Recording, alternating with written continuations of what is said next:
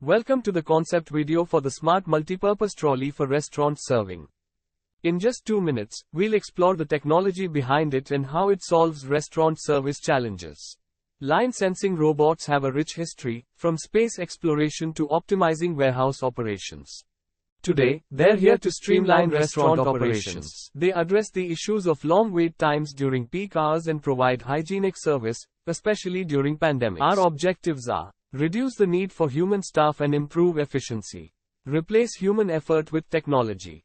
Enable customers to order through a mobile app. Serve in various industries, enhancing labor efficiency. The technology revolves around the powerful 32 Spanish pesetas microcontroller and various sensors, making our robot smart and capable.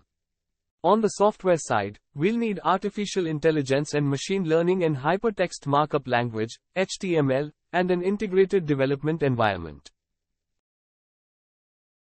The L298N dual H-bridge motor driver, ultrasonic sensor, ESP32 microcontroller, IR sensor, RFID RC522, and a differential steering model.